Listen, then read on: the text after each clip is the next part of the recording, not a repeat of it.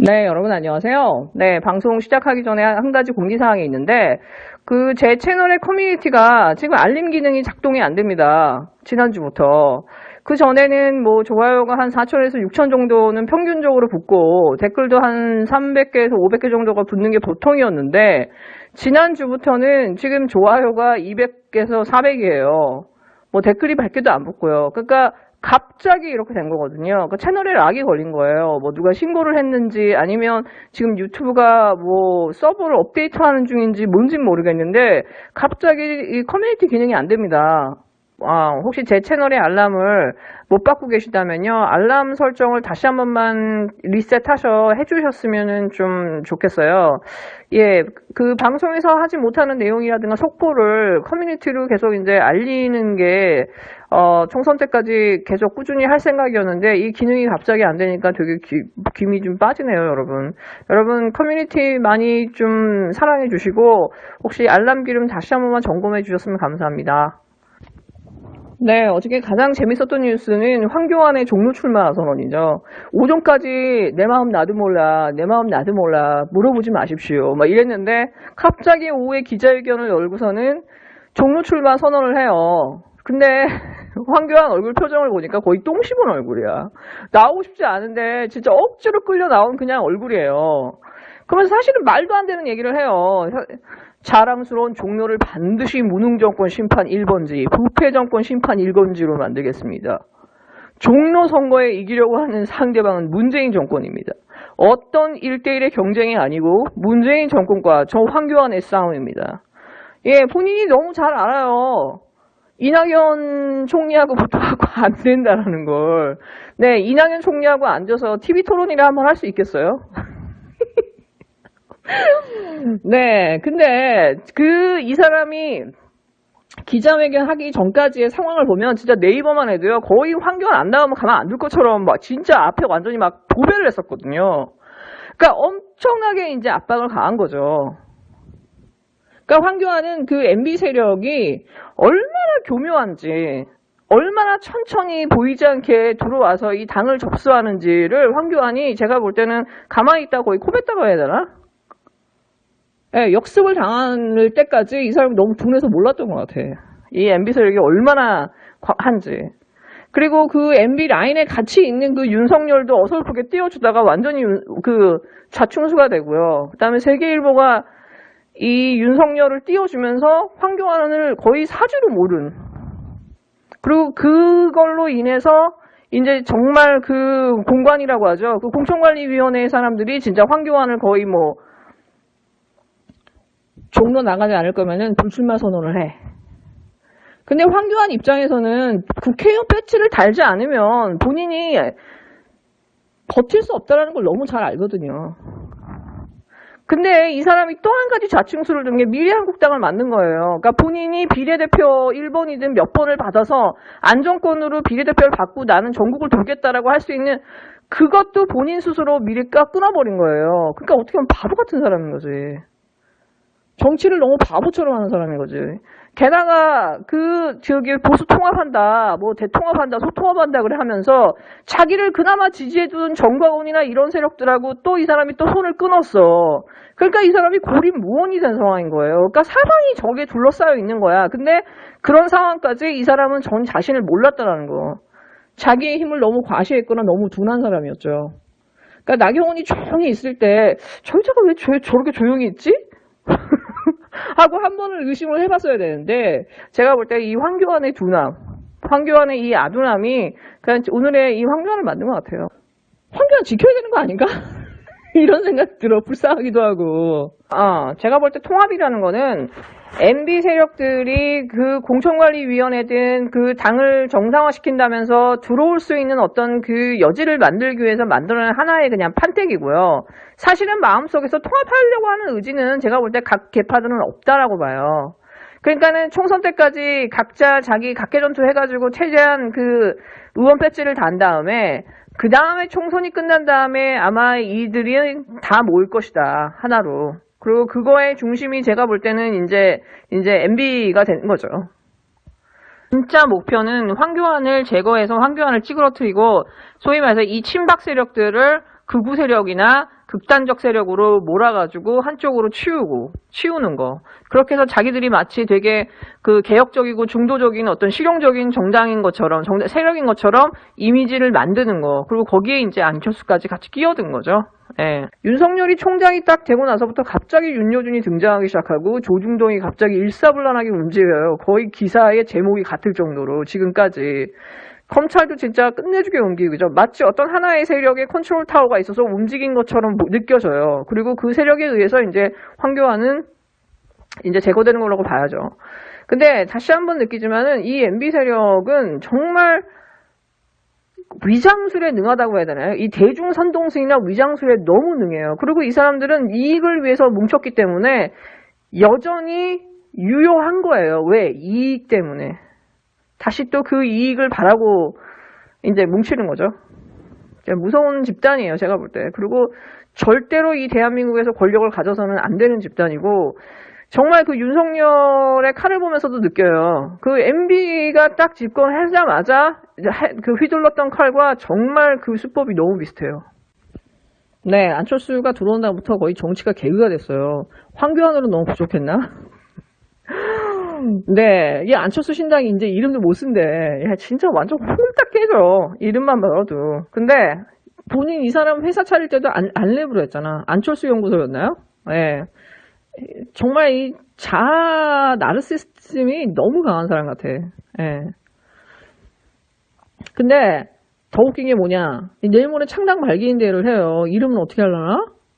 근데 거기에 무너진 정의와 공정의 회복이라는 주제로 진중권이 강연을 한대요.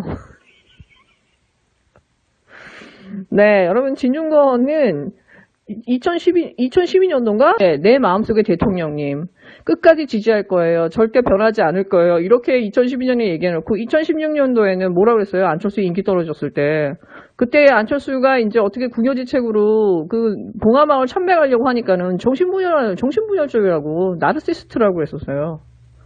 그리고 일단 안철수가 그런 거 외국 사람도 좋아하잖아. 샌더스를 자기에 비유하니까 그걸 가지고 얼마나 씹었냐고. 나르시즘도 정도껏 해야지. 탈당할 때는 그럼 스티브 잡스고, 창당할 때는 샌더스고, 총선 후에는 그럼 지가 조지 클루니 닮았다고 얘기하겠네? 이러면서, 아니, 네가 허경영이냐고.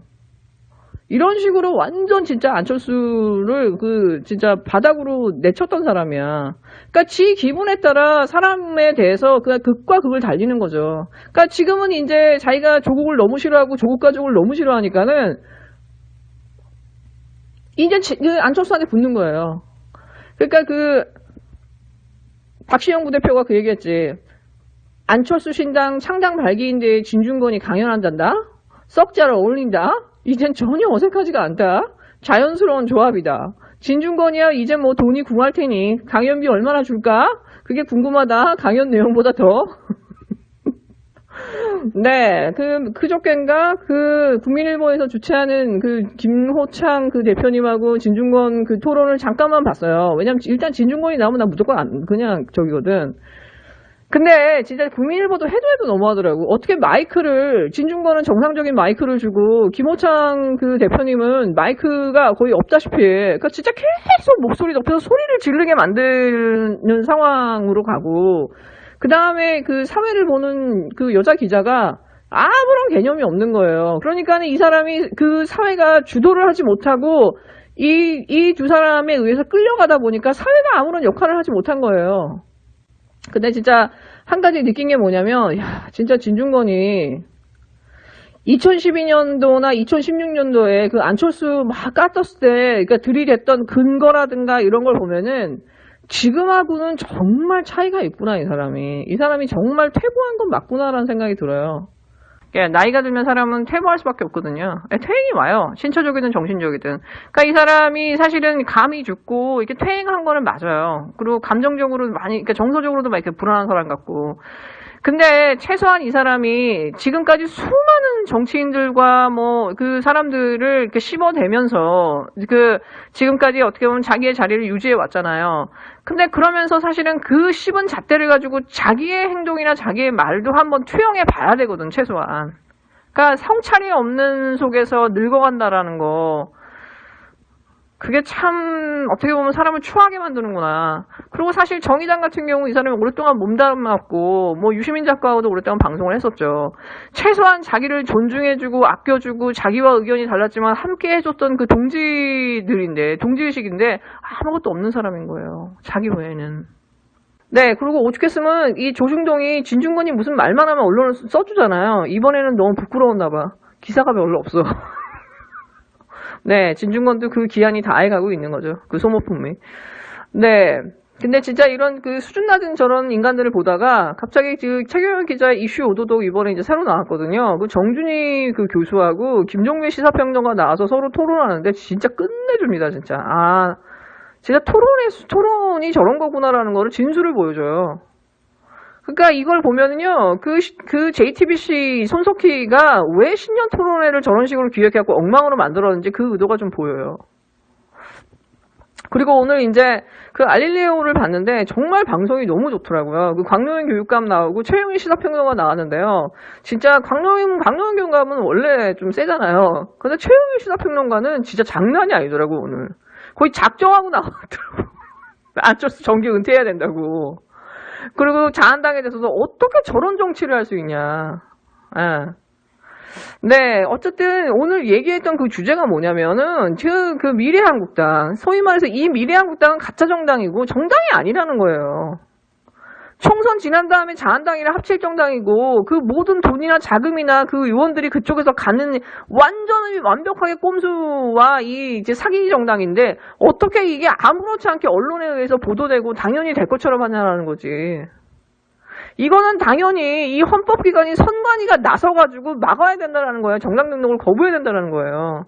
그리고 안 되면은 법무부 장관이 황교안이 했던 것처럼 정당 해산 절차 밟아야 되는 거고, 만약에 등록이 된다면 국민들도 나서가지고 이거 청원해가지고 막아야 된다는 거지. 지금 우리나라에서 이런 식의 이 꼼수 정치, 꼼수 이런 가짜 정당이 출몰하게 해서는 안 된다는 거예요. 그러니까 선관위가 자기 역할을 하라고 지금 얘기하고 있거든요. 그래서 지금 이제 그 유시민 작가가 제안했던 그 정당 해산을 그 등록을 거부하라. 그 미래한국당의 등록을 선관위가 거부하라고 하는 게 지금 청원에 올라와 있거든요.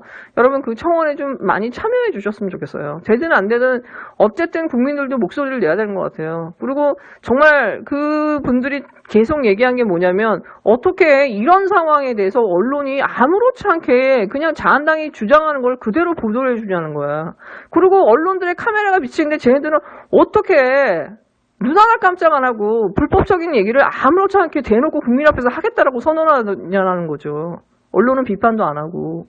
만약에 이걸 민주당이 했거나 정말 유시민 작가가 무슨 민주당의 새끼정당을 만들어서 이런 짓을 했다고 하면은 자기들은 3.1 데모크라시가 언론에 의해서 죽음을 당했을 거라고.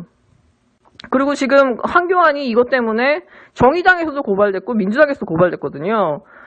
지금 윤석열이 계속 얘기하는 게 뭐예요? 공정한 선거 관리하겠다라는 거잖아. 그러면은 좀 황교안 제대로 지금 조사하는지 한번 보자고요. 네, 추미애 장관이 공소장 비공개로 하기로 했는데 바로 그 다음 날로 동아일보에 72장 전문을 전부 다 공개했어요. 그리고 그거를 다른 언론들이 받아서도 대서특필을 하고 있거든요. KBS 장난 아닙니다. 자세하게 설명해줘요. 네, 저는 그 윤석열 처나 와이프 의혹들 얼마나 지저분해. 그것들 빨리 저는 그 뭐 안진걸 소장님이나 그 변호사협회나 그 민주당이 빨리 고발해가지고요. 쟤네들도 똑같이 피의사실 공표하면서 한번 윤석열이 자기가 했던 것대로 똑같이 당해봐야 저 사람이 그걸 느낄 수 있을 것 같아요. 최소한의 그 아픔이라는 게 뭔지. 네, 여러분 즐거운 하루 되세요.